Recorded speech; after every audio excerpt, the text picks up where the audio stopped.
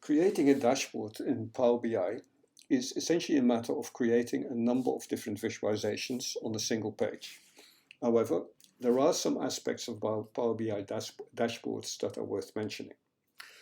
If you've already created some visualizations, you can simply copy and paste them to a new sheet. See, copy and then paste becomes active. Or you can do Control-C and Control-V. But for the purposes of this exercise, we're not going to do that. First, I'm opening a new page and will now create 4 visualizations on this dashboard. The first one shows the proportion of sales by each make. So I'm going to drag make into the dashboard, add sales price, and then change that to a pie chart. And then we have to do is we need to move sales price into values and set the aggregation method to sum. And now we show the proportion of generated by each make, proportion of sales generated by each make. Then we're going to create a second visualization. This one is going to be a cluster bar chart. I'm going to move that here. And that is going to show the total of sales price by make.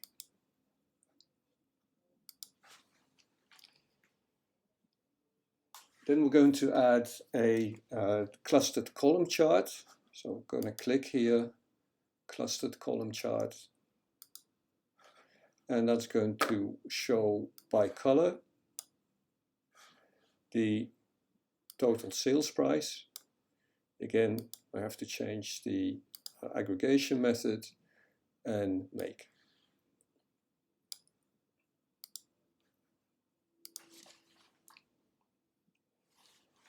And the final one will show the number of sales by color. So again, I'm going to click here, maybe make this a clustered bar chart, move color in here, move sales in here, and since it already has count, we don't need to change that anymore. So now we have the proportion of sales generated by each make, the total sales generated by each make, the sales price and cost by color, and the number of sales by color as well.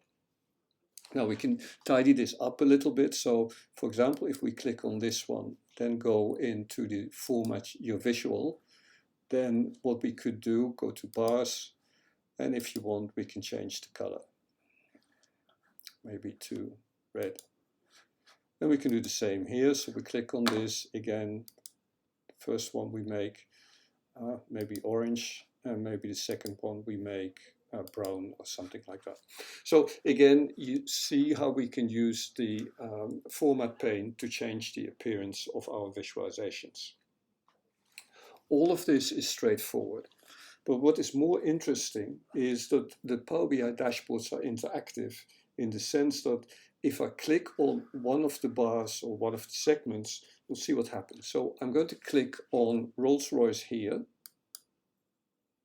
And you see what happens is that this now shows all of the information relevant to Rolls-Royce. Obviously, we get only one bar here, but here we get a number of different bars, and we see that, for example, maybe 15% of the sales of color are Rolls-Royces and so on. Or I can do it by color. So if I click on red here, then I see what percentage, well, the number of sales for red cars, total sales price and sum of cost for red cars. And here I can see that the number of sales, the amount of sales of red Bentleys, red Aston Martins, and so on.